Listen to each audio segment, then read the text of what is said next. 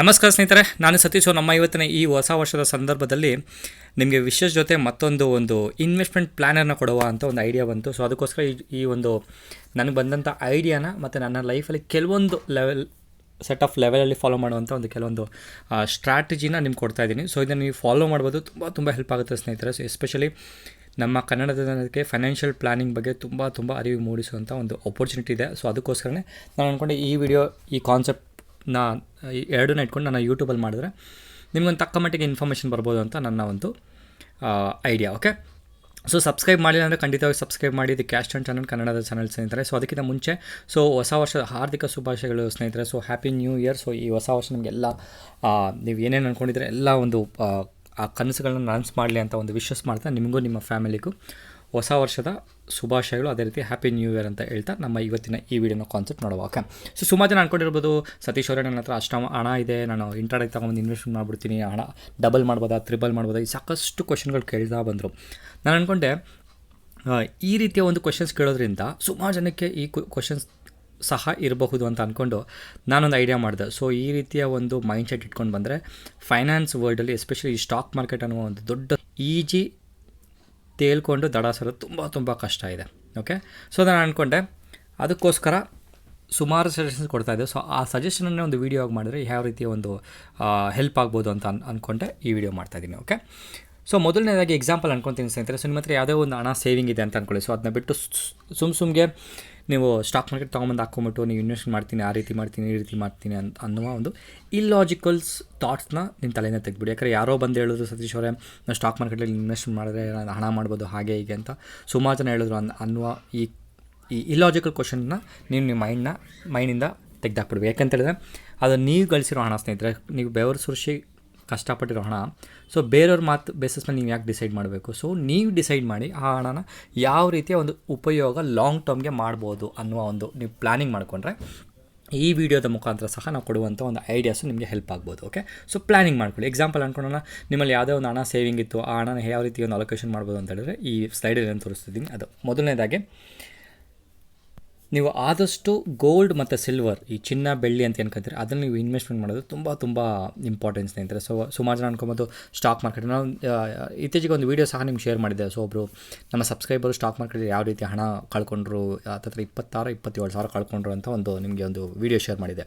So ಈ ರೀತಿಯ ಒಂದು ಕ್ವಶನ್ಸ್ಗಳು ನಿಮಗೇನಾದ್ರು ಇತ್ತು, ತೊಗೊಂಬಂದು ಹಾಕ್ಬಿಟ್ರೆ ನಾನು ಡಬಲ್ ಮಾಡ್ಬೋದಾ, ಟ್ರಿಪಲ್ ಮಾಡ್ಬೋದಾ ಅಂತ ಹೇಳಿದ್ರೆ ಖಂಡಿತವಾಗಿಯೂ ಆ ರೀತಿಯ ಡಿಸಿಷನ್ ಮಾಡಬೇಡಿ. ಇದು ನೀವು ಕಷ್ಟಪಟ್ಟಿರೋ ಹಣ. ಓಕೆ, ಅದನ್ನು ಬಿಟ್ಟು ಹಿಂದೆ ಸಹ ನಮ್ಮ ಒಬ್ಬರು ಸ್ನೇಹಿತರು ಸಹ ಮೆಸೇಜ್ ಮಾಡಿದರು, ಸತೀಶ್ ಅವರು ಹತ್ತಿರ 80,000 ಲಾಸ್ ಆಗಿದೆ, ಯಾರೋ ಒಬ್ಬರು ಕಾಲ್ಸ್ ಕೊಟ್ಟಿದ್ದರು, ವಾಟ್ಸಪ್ ಮೆಸೇಜಸ್ಸು ಟೆಲಿಗ್ರಾಮಲ್ಲಿ ಬಂದಿತ್ತು, ಮತ್ತು SMS ಸಹ ಬಂದಿತ್ತು, ಅದ್ರ ಬೇಸಿಸ್ ಮಾಡಿದ್ರು, ಸುಮಾರು ಲಾಸ್ ಆಗಿದೆ, ಹೇಗೆ ರೀತಿ ಅದನ್ನ ಹೇಗೆ ರಿಕವರ್ ಮಾಡೋದು ಅಂತ ಈ ರೀತಿ ಒಂದು ಕ್ವಶನ್ಸ್ಗಳು ಕೇಳ್ತಾರೆ. ಸೊ ಅದ್ರ ಬಗ್ಗೆ ಒಂದು ವೀಡಿಯೋ ಸಹ ಮಾಡ್ತೀನಿ. ಸೊ ನನ್ನ ಒಂದು ಅವೈಲೇಬಲ್ ಟೈಮ್ ಬೇಸಿಸ್ ಮೇಲೆ. ಓಕೆ, ಸೊ ಈ ರೀತಿಯ ಒಂದು ಲಾಸ್ನ ಮಾಡ್ಕೊಳಕ್ಕೆ ಹೋಗಬೇಡಿ. ಓಕೆ, ಸೊ ಮೊದಲನಾಗಿ ನೀವು ಅಲೋಕೇಶನ್ ಮಾಡಬೇಕಾಗಿರೋಂಥ ಒಂದು ಇಂಪಾರ್ಟೆಂಟ್ ಪ್ರಾಡಕ್ಟ್ ಅಂತ ಹೇಳಿದ್ರೆ ಗೋಲ್ಡ್ ಆ್ಯಂಡ್ ಸಿಲ್ವರ್. ಇದು ಯಾವತ್ತೂ ಅಷ್ಟೇ ನಿಮಗೆ ಮೋಸ ಮಾಡೋದಿಲ್ಲ, ಯಾವತ್ತೂ ಅಪ್ರಿಷಿಯೇಷನ್ ಆಗುವಂಥ ಒಂದು ರಿಸೋರ್ಸಸ್ ಅಂತಲೇ ಹೇಳ್ಬೋದು ನಮ್ಮ ಈ ವರ್ಲ್ಡಲ್ಲಿ. ಓಕೆ, ಇದು ಇಂಡಿಯಾದಲ್ಲೇ ಒಂದೇ ಅಲ್ಲ ಸ್ನೇಹಿತರೆ. ಸೊ ನಾವು ಎಂಟೈರ್ ವರ್ಲ್ಡಲ್ಲಿ ಹೇಳ್ತಾ ಇರೋದು. ಸೊ ಎಲ್ಲ ಕಡೆ ಹೋದ್ರೂ ಗೋಲ್ಡ್ ಇರುವಂಥ ಬೆಲೆ ಯಾವಾಗಲೂ ಇದ್ದೇ ಇರುತ್ತೆ. ಓಕೆ, ಅದನ್ನ ಬಿಟ್ಟು ನೆಕ್ಸ್ಟ್ ಬಂದು ಒಂದು ಸರ್ಟನ್ ಆಫ್ ಅಮೌಂಟ್ನ ನೀವು ಪ್ರಾಪರ್ಟಿಲಿ ಇನ್ವೆಸ್ಟ್ಮೆಂಟ್ ಮಾಡ್ಬೋದು. ನೀವು ಲ್ಯಾಂಡ್ ತೊಗೊಬೋದು, ಅಥವಾ ನಿಮ್ಮ ಒಂದು ಫ್ಲ್ಯಾಟ್ ತೊಗೊಬೋದು, ಅದೇ ರೀತಿ ಒಂದು ಪ್ಲಾಟ್ ತೊಗೊಬೋದು. ಈ ರೀತಿ ಏನಾದ್ರು ಪ್ಲಾನಿಂಗ್ ಇರ್ತಾರೆ, ಅದಕ್ಕೂ ಸ್ವಲ್ಪ ಒಂದು ಲೆವೆಲ್ ಆಫ್ ಅಲೋಕೇಶನ್ ಮಾಡೋದು ತುಂಬ ಹೆಲ್ಪ್ ಆಗುತ್ತೆ. ಓಕೆ, ಅದ್ರ ಜೊತೆಗೆ ಒಂದು ಸರ್ಟನ್ ಮ್ಯೂಚುವಲ್ ಫಂಡಲ್ಲಿ ಸಹ ನೀವು ಇನ್ವೆಸ್ಟ್ಮೆಂಟ್ ಮಾಡಿ. ನಾನು ಹೇಳ್ತೀನಿ ಯಾವ ಪರ್ಸೆಂಟೇಜಲ್ಲಿ ಅಲೋಕೇಶನ್ ಮಾಡೋದು ಅಂತ ಜಸ್ಟ್ ಒಂದು ರಫ್ ಐಡಿಯಾ ಕೊಡ್ತೀನಿ. ಅದನ್ನ ನೀವು ಲಾಜಿಕಾಗಿ ಇಟ್ಕೊಂಡು ಅದ್ರ ಬೇಸಿಸ್ ಮೇಲೆ ನಿಮಗೆ ಕೇಪಬಿಲಿಟಿ ಏನಿದೆ ಅದ್ರ ಬೇಸ್ ಮೇಲೆ ಸಹ ನೀವು ಮಾಡ್ಬೋದು. ಓಕೆ, ಮ್ಯೂಚುವಲ್ ಫಂಡಲ್ಲಿ ಯಾವ ರೀತಿಯ ಮ್ಯೂಚುವಲ್ ಫಂಡ್ ಮಾಡ್ಬೋದು ಅಂದರೆ ಸ್ನೇಹಿತರೆ, ಸೊ ನೀವು ನಿಮ್ಮ ರಿಸ್ಕ್ ಸ್ನೇಹಿತರೆ. ಸೊ ನೀವು ಹೆವಿ ರಿಸ್ಕ್ ತೊಗೊಂಡ್ರೆ ಹೆವಿ ರಿಟರ್ನ್ಸ್ ಬರುತ್ತೆ, ಲೋ ರಿಸ್ಕ್ ತೊಗೊಂಡ್ರೆ ಲೋ ರಿಟರ್ನ್ಸ್ ಬರುತ್ತೆ. ಸೊ ಸುಮಾರು ಮ್ಯೂಚುವಲ್ ಫಂಡ್ ಹೌಸ್ಗಳಿದೆ, LIC ಆಗಿರ್ಬೋದು, SBI ಆಗಿರ್ಬೋದು, HDFC ಆಗಿರ್ಬೋದು, ಮತ್ತು ಫ್ರಾಂಕ್ಲಿನ್ ಟೆಂಪ್ಲೇಟ್. ಈ ರೀತಿ ಸಾಕಷ್ಟು ನ್ಯಾಷನಲ್ ಮತ್ತು ಇಂಟರ್ನ್ಯಾಷನಲ್ ಮ್ಯೂಚುವಲ್ ಫಂಡ್ ಇರೋದ್ರಿಂದ ನಿಮ್ಗೆ ಯಾವ್ದು ಬೇಕೋ ಅದನ್ನ ಬೆಸ್ಟ್ನ ಹೋಗಿ ನಿಮ್ಮ ಫೈನಾನ್ಷಿಯಲ್ ಅಡ್ವೈಸರ್ನ ಕನ್ಸಲ್ಟ್ ಮಾಡಿ ಸಹ ನೀವು ಡಿಸಿಷನ್ ತೊಗೊಬೋದು. ಓಕೆ, ಅದನ್ನ ಬಿಟ್ಟು ನೆಕ್ಸ್ಟ್ ಬಂದು ಸೆಕ್ಯೂರ್ಡ್ ಇನ್ವೆಸ್ಟ್ಮೆಂಟಲ್ಲಿ ನೀವು ಮಾಡೋದು, ನಿಮ್ಮ ಹಣ ಇನ್ವೆಸ್ಟ್ಮೆಂಟ್ ಮಾಡೋದು ತುಂಬ ಇಂಪಾರ್ಟೆಂಟ್. ಎಕ್ಸಾಂಪಲ್ ಬಂದು ಪೋಸ್ಟ್ ಆಫೀಸ್ ಆಗಿರ್ಬೋದು, ರೆಕರಿಂಗ್ ಡೆಪಾಸಿಟ್ ಆಗಿರ್ಬೋದು, ಫಿಕ್ಸ್ಡ್ ಡೆಪಾಸಿಟ್ ಆಗಿರ್ಬೋದು, NSE ಬಾಂಡ್ ಆಗಿರ್ಬೋದು, RBI ಬಾಂಡ್ಸ್ ಆಗಿರ್ಬೋದು, ಎಕ್ಸೆಟ್ರಾ. ಈ ರೀತಿ ಒಂದು ಸೆಕ್ಯೂರ್ಡ್ ಬಾಂಡಲ್ಲಿ ಹಾಕೋದು ತುಂಬ ಅಥವಾ ಸೆಕ್ಯೂರ್ಡ್ ಇನ್ವೆಸ್ಟ್ಮೆಂಟ್ ಮಾಡೋದು ತುಂಬ ಹೆಲ್ಪ್. ಓಕೆ, ನಾನೊಂದು ಬೆಸ್ಟ್ ಎಕ್ಸಾಂಪಲ್ ಹೇಳ್ತೀನಿ. ಇತ್ತೀಚೆಗೆ ನನ್ನ ಒಂದು ತಂಗಿಯ ಮಗುಗೆ ಒಂದು 25,000 ರೂಪಾಯಿ ಸೇರ್ಸ್ ಇಟ್ಟಿದೆ. ಸೊ ನಾನು ಅಂದ್ಕೊಂಡೆ ಮ್ಯೂಚುವಲ್ ಫಂಡಲ್ಲಿ ಹಾಕಿದ್ರೆ ಅವ್ರ ಲೆವೆಲ್ಗೆ ಒಂದು ಫ್ಯೂಚರಲ್ಲಿ ಲೆವೆಲ್ಗೆ ಹೆಲ್ಪ್ ಆಗ್ಬೋದು, ರಿಟರ್ನ್ ಚೆನ್ನಾಗಿ ಬರ್ಬೋದು ಅಂದ್ಕೊಂಡೆ. ಬಟ್ ನಮ್ಮ ಮನೇಲಿ ನಮ್ಮ ಪೇರೆಂಟ್ಸ್ ಹೇಳಿದ್ದು ಫಸ್ಟ್ ಏನಂತ ಹೇಳಿದ್ರೆ, ಓಕೆ ಎಕ್ಸ್ಟ್ರಾ ಸೇವಿಂಗ್ ಇದೆಯಾ, ಓಕೆ ಮೊದಲನೇದಾಗಿ ನೀನು ಮಾಡಬೇಕಾಗಿರೋದು ಪೋಸ್ಟ್ ಆಫೀಸಲ್ಲಿ ಹಾಕು ಅಂತ ಹೇಳಿದ್ರು. ಸೊ ಈ ರೀತಿಯ ಒಂದು ರಿಸ್ಕ್ ಇಲ್ದಿರುವಂಥ ಒಂದು ಇನ್ವೆಸ್ಟ್ಮೆಂಟ್ ಅಂದರೆ ಪೋಸ್ಟ್ ಆಫೀಸ್ ಸ್ನೇಹಿತರೆ. ಸೊ ಈ ರೀತಿಯ ಡಿಸಿಷನ್ ಸಹ ನೀವು ನೋಡ್ಕೊಬೋದು ನಿಮ್ಮ ಸೇವಿಂಗ್ಸ್ ಏನಿದೆ ಅದ್ರ ಬೇಸಿಸ್ ಮೇಲೆ. ಓಕೆ, ಅದನ್ನು ಬಿಟ್ಟು ಸೇವಿಂಗ್ಸ್ ಮತ್ತು ಸೇವಿಂಗ್ಸ್ ಬ್ಯಾಂಕ್ ಮತ್ತು ಕ್ಯಾಶು ನಿಮಗೊಂದು ಕೆಲವೊಂದು ಟೈಮ್ ಎಮರ್ಜೆನ್ಸಿ ಪರ್ಪಸ್ಗೆ ನೀವು ಸೇವಿಂಗ್ಸ್ ಬ್ಯಾಂಕ್ ಅಕೌಂಟಲ್ಲಿ ಇಡಲೇಬೇಕು ಸ್ನೇಹಿತರೆ. ಅದನ್ನ ಬಿಟ್ಟು ನೀವು ಕ್ಯಾಶ್ ಸಹ ಕೆಲವೊಂದು ಸಮಯದಲ್ಲಿ ಇಟ್ಕೊಂಡ್ರೆ ಹೆಲ್ಪ್ ಆಗುತ್ತೆ ಅಂತ ನನ್ನ ಒಂದು ಸಜೆಷನ್. ಓಕೆ, ಅದು ಬಿಟ್ಟು exchange traded fund. So exchange traded fund ಅನ್ನೋ ಒಂದು ಕೈಂಡ್ ಆಫ್ ಮ್ಯೂಚುವಲ್ ಫಂಡ್ ಬಗ್ಗೆ ಒಂದು ವೀಡಿಯೋ ಸಹ ಮಾಡಿದ್ದೀನಿ. ವೀಡಿಯೋನ ಹೋಗಿ ನೋಡ್ಕೊಳ್ಳಿ ನನ್ನ ಚಾನಲಲ್ಲಿ. ಸೊ ಇದರಲ್ಲೂ ಸಹ ನೀವು ಇನ್ವೆಸ್ಟ್ ಮಾಡಿದ್ರೆ ಒಂದು ತಕ್ಕ ಮಟ್ಟಿಗೆ ಸೇಫ್ ಇನ್ವೆಸ್ಟ್ಮೆಂಟ್ ಅಂತ ಹೇಳ್ಬೋದು ಸ್ನೇಹಿತರೆ. ಸೊ ಈ ರೀತಿಯ ಒಂದು ಮ್ಯೂಚುವಲ್ ಅಥವಾ ಒಂದು ಕೈಂಡ್ ಆಫ್ ಮ್ಯೂಚುವಲ್ ಫಂಡ್ ಹೆಂಗೆ ವರ್ಕ್ ಆಗುತ್ತೆ ಅಂದರೆ, ಇಂಡೆಕ್ಸಲ್ಲಿ ಇರುವಂಥ ಸ್ಟಾಕ್ ಬೇಸಿಸ್ ಮೇಲೆ ಇನ್ವೆಸ್ಟ್ಮೆಂಟ್ ಮಾಡೋದ್ರಿಂದ ಸೊ ನಿಮ್ಮ ಲಾಂಗ್ ಟರ್ಮ್ ಬೆನಿಫಿಟ್ ತುಂಬ ಹೆಲ್ಪ್ ಆಗುತ್ತೆ ಅಂತ ನನ್ನ ಒಂದು ಅನಾಲಿಸಿಸ್. ಓಕೆ, ಸೊ ಅದನ್ನ ಬಿಟ್ಟು ನೆಕ್ಸ್ಟ್ ಬಂದು ಸ್ಟಾಕ್ ಇನ್ವೆಸ್ಟ್ಮೆಂಟ್ ಆಗುವಂಥ ಒಂದು ಐಡಿಯಾ ಸಹ ನಾನು ನನ್ನ ಬೆಸ್ಟ್ ಅಲೊಕೇಶನ್ನಲ್ಲಿ ಕೊಡ್ತಾ ಇದ್ದೀನಿ ಸ್ನೇಹಿತರೆ. ಸೊ ಸ್ಟಾಕ್ ಇನ್ವೆಸ್ಟ್ಮೆಂಟ್ ಅಂದರೆ ಯಾವುದೇ ನೀವು ಪರ್ಟಿಕ್ಯುಲರ್ ಒಂದು ಸ್ಟಾಕ್ ತೊಗೊಂಡು ಅದರ ಫಂಡಮೆಂಟಲ್ ಅನಾಲಿಸಿಸ್ ಮಾಡಿ ಅದರ ಲಾಂಗ್ ಟರ್ಮ್ ಇನ್ವೆಸ್ಟ್ಮೆಂಟ್ ಎಕ್ಸಾಂಪಲ್ ನಾನು ಜಸ್ಟ್ ಎಕ್ಸಾಂಪಲ್ ಕೊಡ್ತಾ ಇದ್ದೀನಿ. ಇದು ನಿಮಗೆ ಸಜೆಷನ್ ಅಲ್ಲ ಸ್ನೇಹಿತರೆ. ಸೊ ITC ಬ್ಯಾಂಕ್ ಆಗಿರ್ಬೋದು, HDFC ಬ್ಯಾಂಕ್ ಆಗಿರ್ಬೋದು, ಬಜಾಜ್ ಫೈನಾನ್ಸ್ ಆಗಿರ್ಬೋದು, ಬಜಾಜ್ ಫೈನಾನ್ಸ್ ಸರ್ವ್ ಆಗ್ಬೋದು, ಅದೇ ರೀತಿ HDFC AMC ಆಗಿರ್ಬೋದು. ಸೊ ಈ ರೀತಿ ಒಂದು ಸುಮಾರು ಬ್ಯಾಂಕ್ಗಳಲ್ಲಿ ಅಥವಾ ಒಂದು ಸ್ಟಾಕ್ ಇನ್ವೆಸ್ಟ್ಮೆಂಟ್ ಲಾಂಗ್ ಟರ್ಮ್ಗೋಸ್ಕರ ನೀವು ಫಂಡಮೆಂಟಲ್ ಅನಾಲಿಸಿಸ್ ಮಾಡಿ ಸಹ ನೀವು ನಿಮ್ಮ ಹಣನ ಸೇಫ್ ಗಾರ್ಡ್ ಮಾಡ್ಬೋದು. ಸೊ ಈ ರೀತಿಯ ಒಂದು ಮಾಡೋದ್ರಿಂದ ನಿಮಗೆ ಅಲೋಕೇಶನ್ ಮಾಡೋದ್ರಿಂದ ತುಂಬ ನಿಮಗೆ ಹೆಲ್ಪ್ ಆಗುತ್ತೆ ಸ್ನೇಹಿತರೆ. ನೆನ್ಪಿಡಿ ಸ್ನೇಹಿತರೆ, ಸ್ಟಾಕ್ ಮಾರ್ಕೆಟಲ್ಲಿ ಅನ್ನೋದಕ್ಕಿಂತ ನಿಮ್ಮ ಹಣನ ಒಂದು ಲೆವೆಲ್ಗೆ ಸೇಫಾಗಿ ಇಟ್ಕೊಂಡು ಒಂದು ಲೆವೆಲ್ಗೆ ಅಥವಾ ಒಂದು ಏನು ಹೇಳ್ತಾರೆ ಖುಷಿಯಾಗುವಂಥ ಒಂದು ರಿಟರ್ನ್ ಪಡೆದ್ರೆ ತುಂಬ ಹೆಲ್ಪ್ ಆಗುತ್ತೆ. ಅದನ್ನ ಗ್ರೀಡಿಯಾಗಿ ಇಟ್ಕೊಂಡು ನನಗೆ ಹೆವಿ ಇನ್ವೆಸ್ಟ್ಮೆಂಟ್ ಮಾಡ್ತೀನಿ, ಹೆವಿ ರಿಟರ್ನ್ ಬೇಕು, ಈ ರೀತಿಯ ಒಂದು ಏನು ಹೇಳ್ತಾರೆ ಮೋಸದ ಒಂದು ಜಾಲಕ್ಕೆ ಬೀಳಬೇಡಿ. ಸೊ ಯಾರೇ ಬಂದು ಹೇಳಿದ್ರು ಅವ್ರನ್ನ ನಂಬೇಡಿ, ನೀವು ಅನಾಲಿಸಿಸ್ ಮಾಡಿ ನೀವು ಕಲ್ತ್ಕೊಂಡು ನಂತರ ನೀವು ಮಾಡೋದು ತುಂಬ ಉತ್ತಮ ಅಂತ ನನ್ನ ಒಂದು ಸಜೆಷನ್. ಓಕೆ, ಅದನ್ನ ಬಿಟ್ಟು ಸತೀಶ್ ಅವ್ರನ್ನ ಹೇಳಿದೆ, ನಾನು ಬಿಗಿನಿಂಗಲ್ಲೇ ಹೇಳಿದೆ. ಸೊ ಸುಮಾರು ಜನ ಕಾಲ್ ಮಾಡ್ತಾರೆ, ಸತೀಶ್ ಅವ್ರ ನನ್ನ ಹತ್ರ ಒಂದು 50,000 ರೂಪಾಯಿ ಇದೆ, share market direct intraday invest ಮಾಡಿದ್ರೆ ಪ್ರಾಫಿಟ್ ಮಾಡ್ಬೋದಾ, ಡಬಲ್ ಮಾಡ್ಬೋದಾ, ತ್ರಿಬಲ್ ಮಾಡ್ಬೋದಾ ಅಂತ. ಸೊ ಅವ್ರಿಗೋಸ್ಕರ ನಾನು ಈ ವಿಡಿಯೋ ಮಾಡಿದ್ದೀನಿ ಸ್ನೇಹಿತರೆ. ಅದು ಬಿಟ್ಟು ಬೇರೆಯವರು ಸಹ ಏನಾದರೂ ನಂತರ ಹಣ ಇದೆ ಯಾವ ರೀತಿ ಒಂದು ಸೇವಿಂಗ್ ಮಾಡ್ಬೋದು ಅಂತ ಏನಾದರೂ ನೀವು ಪ್ಲಾನಿಂಗ್ ಇಟ್ಕೊಂಡ್ರೆ ಈ ವಿಡಿಯೋ ಸಹ ನಿಮ್ಗೆ ಹೆಲ್ಪ್ ಆಗುತ್ತೆ. ಓಕೆ, ಅದನ್ನ ಬಿಟ್ಟು ಇದೆಲ್ಲ ಮಾಡಿದ್ರೆ ಒಂದು ಲೆವೆಲ್ಗೆ ಹಣ ಏನು ಮಿಕ್ಕುತ್ತೆ ಸ್ನೇಹಿತರೆ, ಆ ಹಣನ ತೊಗೊಂಡು ನೀವು ಇಂಟ್ರಾಡೇ ಟ್ರೇಡಿಂಗ್ ಮಾಡಿದ್ರೆ ತುಂಬ ಹೆಲ್ಪು. ಸೊ ಇಂಟ್ರಾಡೇ ಟ್ರೇಡಿಂಗ್ ಅಂದರೆ ಇಂಟ್ರಾಡೇಗೋಸ್ಕರ ನೀವು ಮಾಡುವಂಥ ಒಂದು ಆ್ಯಕ್ಟಿವಿಟಿ. ಇನ್ವೆಸ್ಟ್ಮೆಂಟ್ ಅಂತ ಹೇಳಿದ್ರೆ ಅಥವಾ ಟ್ರೇಡಿಂಗಲ್ಲೂ ಸಹ ನಿಮ್ಗೆ ಇನ್ವೆಸ್ಟ್ಮೆಂಟ್ ಅಂತ ಬರುತ್ತೆ ಸ್ನೇಹಿತರೆ. ಎಕ್ಸಾಂಪಲ್ ಏನಂತಂದರೆ ಏನು ಹೇಳ್ತಾರೆ, ಒಂದು 1 week investment, 15 days investment, 1 month investment, ಈ ರೀತಿಯ ಒಂದು ಪೊಸಿಷನಲ್ಲಿ ಆಗಿರ್ಬೋದು. ಈ ರೀತಿಯ ಒಂದು ಇನ್ವೆಸ್ಟ್ಮೆಂಟ್ ಮಾಡಿದ್ರೆ ಸ್ವಿಂಗ್ ಸಹ ಅದರಲ್ಲಿ ಬರುತ್ತೆ. ಸೊ ಆ ರೀತಿ ಇನ್ವೆಸ್ಟ್ಮೆಂಟ್ ಮಾಡಿದ್ರೆ ಸಹ ನೀವು ಇಂಟ್ರಾಡೇಗೆ ಒಂದು ಲೆವೆಲ್ ಆಫ್ ಅಲೋಕೇಶನ್ ಮಾಡ್ಬೋದು. ಸೊ ಇಂಟ್ರಾಡೇ ಮತ್ತು ಇನ್ವೆಸ್ಟ್ಮೆಂಟಲ್ಲಿ ಯಾವ ರೀತಿ ಒಂದು ಪ್ರಾಡಕ್ಟಲ್ಲಿ ಮಾಡ್ಬೋದು ಅಂದರೆ ಕ್ಯಾಶ್ ಸೆಗ್ಮೆಂಟ್ ಆಗಿರ್ಬೋದು, ಫ್ಯೂಚರ್ಸ್ ಆ್ಯಂಡ್ ಆಪ್ಷನ್ಸ್ ಆಗಿರ್ಬೋದು, ಕಮೋಡಿಟೀಸ್ ಆಗಿರ್ಬೋದು, ಕರೆನ್ಸೀಸ್ ಆಗಿರ್ಬೋದು, ಈ ರೀತಿಯ ಸೆಗ್ಮೆಂಟಲ್ಲಿ ನೀವು ಇನ್ವೆಸ್ಟ್ಮೆಂಟ್ ಮಾಡ್ಬೋದು ಅಥವಾ ಟ್ರೇಡಿಂಗ್ ಮಾಡ್ಬೋದು. ಸೊ ಇದು ಯಾವ ಬೇಸಿಸ್ ಮೇಲೆ ನೀವು ಪರ್ಸೆಂಟೇಜ್ ಅಲೋಕೇಟ್ ಮಾಡ್ಬೋದು ಅಂತ ಒಂದು ಜಸ್ಟ್ ರಫ್ ಐಡಿಯಾ ಕೊಡ್ತೀನಿ. ನೀವು ಅದನ್ನ ಅಲೋಕೇಟ್ ಮಾಡ್ತಾ ಡೈರೆಕ್ಟ್ ನಿಮ್ಮೊಂದು ಐಡಿಯಾ ಬರುತ್ತೆ ಯಾವ ರೀತಿ ಒಂದು ವರ್ಕ್ ಆಗ್ಬೋದು, ಯಾವ ರೀತಿ ಒಂದು ಅಲೋಕೇಶನ್ ಮಾಡ್ಬೋದು ಅಂತ. ಸೊ ಇದು ಒಂದು ರಫ್ ಎಸ್ಟಿಮೇಷನ್ಸ್ ಅಂತಾರೆ. ಸೊ ನನ್ನ ಒಂದು ನಾಲೆಜ್ ಬೇಸಿಸ್ ಮೇಲೆ ನಾನು ಮಾಡಿದ್ದೀನಿ, ಯಾವ ರೀತಿ ಒಂದು ಅಲೋಕೇಶನ್ಸ್ ಮಾಡಿದ್ರೆ ಯಾವ ರೀತಿ ಒಂದು ಹಣ ಸೇಫ್ ಆಗುತ್ತೆ ಒಂದು ಬೇಸಿಸ್ ಮೇಲೆ ಮಾಡಿದ್ದೀನಿ. ಸೊ ನಿಮ್ಗೆ ಯಾವ ರೀತಿ ಒಂದು ರಿಸ್ಕ್ ಕ್ಯಾಪಿಟಲ್ ಇದೆ ಅದರ ಬೇಸಿಸ್ ಮೇಲೆ ಸಹ ನೀವು ಮಾಡ್ಬೋದು. ನೋಡಿ, ಎಕ್ಸಾಂಪಲ್ ಯಾವುದೇ ಒಬ್ಬ ವ್ಯಕ್ತಿ ಹತ್ರ 1 ಲಕ್ಷ ರೂಪಾಯಿ ಹಣ ಇದೆ ಅಂತ ಅಂದ್ಕೊಳ್ಳಿ. ಓಕೆ, ಆ ಹಣನ ಯಾವ ರೀತಿ ಅಲೋಕೇಶನ್ ಮಾಡ್ಬೋದು ಅಂತ ಹೇಳಿದ್ರೆ, ಗೋಲ್ಡ್ ಸಿಲ್ವರಲ್ಲಿ ಹತ್ತಿರ 20-25% ಮಾಡಿದ್ರೆ ತುಂಬ ಹೆಲ್ಪ್ ಸ್ನೇಹಿತರೆ. ಅದೇ ರೀತಿ ಪ್ರಾಪರ್ಟಿಯಲ್ಲಿ ಒಂದು 20%, ಮ್ಯೂಚುವಲ್ ಫಂಡಲ್ಲಿ 10%, ಸೆಕ್ಯೂರಿಟಿ ಇನ್ವೆಸ್ಟ್ಮೆಂಟ್ 10%, ಸೇವಿಂಗ್ಸ್ ಬ್ಯಾಂಕಲ್ಲಿ 5%. ಯಾಕೆ ಸೇವಿಂಗ್ಸ್ ಬ್ಯಾಂಕ್ ಕ್ಯಾಶಲ್ಲಿ 5% ಹಾಕ್ತೀನಿ ಸ್ನೇಹಿತರೆ?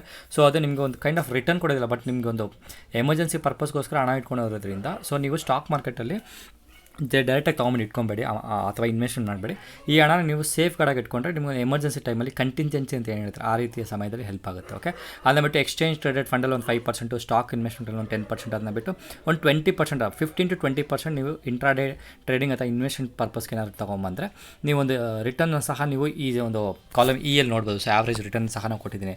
ನಾವು ಗೋಲ್ಡಲ್ಲಿ ಮಾಡಿದ್ರೆ more than 10% per annum expect ಮಾಡ್ಬೋದು, ಪ್ರಾಪರ್ಟಿಲಿ 20%, ಮ್ಯೂಚುವಲ್ ಫಂಡಲ್ಲಿ 10%, ಸೆಕ್ಯೂರಿಟಿ ಇನ್ವೆಸ್ಟ್ಮೆಂಟಲ್ಲಿ 7-12%, ಸೇವಿಂಗ್ಸ್ ಬ್ಯಾಂಕ್ ಅಕೌಂಟಲ್ಲಿ 3-7.5%, ಎಕ್ಸ್ಚೇಂಜ್ ಟ್ರೇಡೆಡ್ ಫಂಡಲ್ಲಿ ಮೋರ್ ದೆನ್ 10%. ಅದೇ ರೀತಿ ಸ್ಟಾಕ್ ಇನ್ವೆಸ್ಟ್ಮೆಂಟ್ ಮತ್ತು ಇಂಟ್ರಾಡೇ ಸ್ಟಾಕ್ ಮಾರ್ಕೆಟಲ್ಲಿ ಅನ್ಲಿಮಿಟೆಡ್ ಪ್ರಾಫಿಟ್ ಸಹ ಮಾಡ್ಬೋದು, ಅದೇ ರೀತಿ ಅನ್ಲಿಮಿಟೆಡ್ ಲಾಸ್ ಸಹ ಮಾಡ್ಬೋದು. ನೀವು ಯಾವ ರೀತಿ ಒಂದು ಪ್ರಾಡಕ್ಟ್ ಬೇಸಿಸ್ ಮೇಲೆ ಮಾಡ್ತೀರಾ ಅಂತ. ಓಕೆ, ಸೊ ಇದನ್ನ ನೀವು ಜಸ್ಟ್ ಬೇಸಾಗಿ ತೊಗೊಂಡು ನಿಮ್ಮ ಒಂದು ರಿಸ್ಕ್ ಕ್ಯಾಪಿಟೇಟ್ ಬೇಸಿಸ್ ಮೇಲೆ ಮಾಡ್ಕೊಳ್ಳಿ ಸ್ನೇಹಿತರೆ. ಸೊ ನಾನು ಹೇಳಿದ್ನಲ್ಲ, ಇದು 100% ಅಲ್ಲ. ಓಕೆ, ಹೇಳ್ಬೋದು ಸತೀಶ್ ಅವರೇ ನೀವು ಹೇಳಿದ್ರೆ ಇದು ಸಹ ಮಾಡಿದ್ರೆ ಇಂಪಾರ್ಟೆಂಟ್ ಅಂತ ನೀವು ಅಂದ್ಕೊಂಡ್ರೆ ತಪ್ಪು. ಅದು ನಿಮ್ಮ ರಿಸ್ಕ್ ಕ್ಯಾಪಿಟೇಟ್ ಬೇಸಿಸ್ ಮೇಲೆ ನೀವು ಎಷ್ಟು ರಿಸ್ಕ್ ತೊಗೊಂತೀರೋ ಅದ್ರ ಬೇಸಿಸ್ ಮೇಲೆ ನೀವು ಅಲೋಕೇಶನ್ ಮಾಡ್ಬೋದು. ಓಕೆ, ಇದನ್ನು ಬಿಟ್ಟು ಸುಮಾರು ಜನ ಹೇಳ್ತಾರೆ ಸತೀಶ್ ಅವರು ಇದು ಎಲ್ಲದಕ್ಕಿಂತ ಬೆಸ್ಟು ಹೇಳ್ತಾರೆ ಸೋರ್ಸ್ ಅಂತ ಹೇಳಿದ್ರೆ ಬಡ್ಡಿ ಮಾಡೋದು, ಬಡ್ಡಿ ವ್ಯವಹಾರ ಮಾಡೋದು ಅಂತ ಹೇಳ್ತಾರೆ. ಸ್ನೇಹಿತರೆ, ನನ್ನ ಒಂದು ಪರ್ಸ್ನಲ್ ಎಕ್ಸ್ಪೀರಿಯನ್ಸ್ ಹೇಳ್ತೀನಿ ಸ್ನೇಹಿತರೆ. ಸೊ ಬಡ್ಡಿಗಂತೂ ಯಾರಿಗೂ ದುಡ್ಡು ಕೊಡಬೇಡಿ, ಯಾಕಂದರೆ ಅವರು ಕಷ್ಟಪಟ್ಟು ಬೆವರು ಸುರಿಸಿರ್ತಾರೆ. ಅವರು ಒಂದು ಶಾಪಗಳು ಹಾಕ್ಕೊಂಡು ನಿಮಗೆ ಬಡ್ಡಿ ಕೊಟ್ಟೋದು ತುಂಬ ಒಂದು ಏನು ಹೇಳ್ತಾರೆ ಹ್ಯೂಮನ್ ಬೀಯಿಂಗ್ ಆಗಿ ಮಾಡುವಂಥ ಕೆಲಸ ಅಲ್ಲ. ಸೊ ನಾನು ಅಷ್ಟೇ ಯಾರಿಗೂ ಬಡ್ಡಿ ಕೊಡೋದಿಲ್ಲ. ಸೊ ಅದಕ್ಕೆ ಹೇಳ್ತಿದ್ದೀನಿ, ಸೊ ಬಡ್ಡಿ ವ್ಯವಹಾರಗಳು ಮಾಡಬೇಡಿ. ಸೊ ನೀವೇನಾದರೂ ಲೀಗಲಿ ಮಾಡಿದ್ರೆ ಅದು ಒಂಥರ ಓಕೆ, ಅದನ್ನ ಬಿಟ್ಟು ಚಕ್ರ ಬಡ್ಡಿ, ಆ ರೀತಿ ಬಡ್ಡಿ, ಈ ರೀತಿ ಬಡ್ಡಿಗಳು, ಸುಮಾರು ಬಡ್ಡಿಗಳು ಬರ್ತದೆ, ನನಗೆ ಅಷ್ಟು ಐಡಿಯಾ ಇಲ್ಲ. ಸೊ ಆ ರೀತಿ ಬಡ್ಡಿಗಳು ಮಾಡಿಬಿಟ್ಟು ನೀವು ಸೆಕ್ಯೂರ್ಡಾಗಿ ಇನ್ವೆಸ್ಟ್ಮೆಂಟ್ ಮಾಡೋದಾಗಿದ್ದರೆ ಈ ರೀತಿ ಒಂದು ಅಲೋಕೇಶನ್ ಮಾಡೋದು ತುಂಬ ಉತ್ತಮ ಅಂತ ನನ್ನ ಒಂದು ಜಸ್ಟ್ ಸಜೆಷನ್. ಅದನ್ನ ಬಿಟ್ಟು ನೀವು ಏನು ಬೇಕೋ ಮಾಡ್ಬೋದು, ಅದು ನಿಮ್ಮ ಒಂದು ಏನು ಹೇಳ್ತಾರೆ ಪರ್ಸ್ನಲ್ ಡಿಸಿಷನ್. ಓಕೆ, ಅದನ್ನ ಬಿಟ್ಟು ಕೆಲವೊಂದು ಪಾಯಿಂಟ್ಸ್ ಇಂಪಾರ್ಟೆಂಟ್ ನೆನಪಿಟ್ಕೊಳ್ಬೇಕಾಗಿರೋ ಒಂದು ಪಾಯಿಂಟ್ಸ್ ಏನಂದರೆ ಸ್ನೇಹಿತರೆ, ನೀವು ಇನ್ವೆಸ್ಟ್ಮೆಂಟ್ ಈ ರೀತಿ ಒಂದು ಅಲೋಕೇಶನ್ ಮಾಡಿದ್ರೆ ಫಸ್ಟ್ ನಿಮ್ಗೆ ಇಂಪಾರ್ಟೆಂಟ್ ಆಗಿರೋಂಥ ಪಾಯಿಂಟ್ ಅಂತಂದರೆ ನಿಮ್ಮ ಕ್ಯಾಪಿಟಲ್ನ ಪ್ರಿಸರ್ವ್ ಮಾಡಬೇಕು. ₹1,00,000 ಇನ್ವೆಸ್ಟ್ಮೆಂಟ್ ಮಾಡಿದರೆ ₹1,00,000 ನೀವು ಯಾವ ರೀತಿ ಒಂದು ಸೇಫ್ ಗಾರ್ಡ್ ಮಾಡ್ಬೋದು ಅನ್ನೋ ಒಂದು ಪಾಯಿಂಟ್ನ ನೀವು ಇಟ್ಕೊಬೇಕು. Next comes your profit. Okay, ಅದು ಬಿಟ್ಟು ನೀವು ರಿಯಲಿಸ್ಟಿಕ್ ಆಗಿರಿ, ಯಾವುದೋ ಒಂದು ಸ್ಟಾಕಲ್ಲಿ ಇನ್ವೆಸ್ಟ್ಮೆಂಟ್ ಮಾಡಿ ಡಬಲ್ ಆಗಬೇಕು, ತ್ರಿಬಲ್ ಆಗಬೇಕು 1 ಮಂತ್ 2 ಮಂತ್ ಅಂತ ಎಕ್ಸ್ಪೆಕ್ಟೇಷನ್ ಮಾಡಬೇಡಿ. ಒಂದು ಸರ್ಟನ್ ನಾನು ಹೇಳಿದ್ನಲ್ಲ ಒಂದು ಪರ್ಸೆಂಟೇಜ್ ಯಾವ ರೀತಿ ಒಂದು ಅಲೋಕೇಶನ್ ಪರ್ಸೆಂಟೇಜ್ ಎಕ್ಸ್ಪೆಕ್ಟ್ ಮಾಡ್ಬೋದು, ನಾನು ನಿಮ್ಗೆ ಹೇಳಿದ್ನಲ್ಲ ಇಲ್ಲಿ ಅಲೋಕೇಶನ್ ಮಾಡಿದಾಗ ಯಾವ ರೀತಿ ಒಂದು ಆವ್ರೇಜ್ ರಿಟರ್ನ್ಸ್ ಎಕ್ಸ್ಪೆಕ್ಟ್ ಮಾಡೋದು. ಸೊ ಈ ರೀತಿ ಒಂದು ಲಾಜಿಕಲಿ ಮತ್ತು ರಿಯಲಿಸ್ಟಿಕ್ ನೀವು ಎಕ್ಸ್ಪೆಕ್ಟೇಷನ್ ಇಟ್ಕೊಂಡ್ರೆ ತುಂಬ ಹೆಲ್ಪ್. ಓಕೆ, ಅದನ್ನ ಬಿಟ್ಟು be ready to financial risk. ನೋಡಿ, ಸ್ಟಾಕ್ ಮಾರ್ಕೆಟಲ್ಲಿ ಆಗಿರ್ಬೋದು, ಬೇರೆ ರೀತಿ ಒಂದು ಇನ್ವೆಸ್ಟ್ಮೆಂಟ್ ಮಾಡೋದ್ರಿಂದ ಕೆಲವೊಂದು ಲೆವೆಲ್ ಆಫ್ ರಿಸ್ಕ್ ಇದ್ದೇ ಇರುತ್ತೆ. ಅದನ್ನ ಸಹ ನೀವು ಅನಾಲಿಸಿಸ್ ಮಾಡಬೇಕು. ಅದನ್ನ ಬಿಟ್ಟು ಅದರ ಜೊತೆಗೆ ನೀವೇನಾದರೂ ಯಾವುದೋ ಒಂದು ಸ್ಟಾಕಲ್ಲಿ ಅಥವಾ ಯಾವುದೋ ಒಂದು ಇನ್ವೆಸ್ಟ್ಮೆಂಟಲ್ಲಿ ಇನ್ವೆಸ್ಟ್ಮೆಂಟ್ ಮಾಡಿದರೆ ಅದೇನಾದರೂ ಲಾಸ್ ಆಗ್ತಿದೆ ಅಂತ ಹೇಳಿದ್ರೆ ದಯವಿಟ್ಟು ಆವ್ರೇಜ್ ಮಾಡೋಕ್ಕೆ ಹೋಗಬೇಡಿ. ಇಮಿಡಿಯೇಟ್ ವಿಡ್ರಾ ಮಾಡಿಕೊಂಡು ಸೇಫ್ ಆಗಿರುವಂಥ ಒಂದು ಇನ್ವೆಸ್ಟ್ಮೆಂಟಲ್ಲಿ ನೀವು ಆ ಅಮೌಂಟ್ನ ಡೈವರ್ಟ್ ಮಾಡೋದು ತುಂಬ ಉತ್ತಮ. ಓಕೆ, ಅದನ್ನ ಬಿಟ್ಟು ಏನಾದರೂ ರಿಸ್ಕ್ ಯಾವ ರೀತಿ ರಿಸ್ಕ್ ತೊಗೊಬೋದು ಸ್ನೇಹಿತರೆ, ಸತೀಶ್ ಅವರನ್ನು ನೀವು ಕೇಳಿದ್ರೆ ನೀವು ಅನ್ಬೋದು ಸತೀಶ್ ಅವರ ರಿಸ್ಕ್ ಅಂದರೆ ಯಾವ ಬೇಸಿಸ್ ಮೇಲೆ ತೊಗೊಬೇಕಾದ್ರೆ ನಿಮ್ಮ ಏಜ್ ಬೇಸಿಸ್ ಮೇಲೆ. ಎಕ್ಸಾಂಪಲ್, ನೀವು ಒಂದು 20, 25, 35 ವಯಸ್ಸಲ್ಲಿದ್ದರೆ ನೀವು ರಿಸ್ಕ್ ಜಾಸ್ತಿ ತೊಗೊಂಡು, ಅದೇ ರೀತಿ ಒಂದು 50, 60 ವಯಸ್ಸಿನವ್ರು ಇತ್ತು ಅಂದರೆ ರಿಸ್ಕ್ ಕಡಿಮೆ ತೊಗೊಳ್ಳುವಂಥ ಒಂದು ಡಿಸಿಷನ್ ಸಹ ನೀವು ಮಾಡ್ಬೋದು.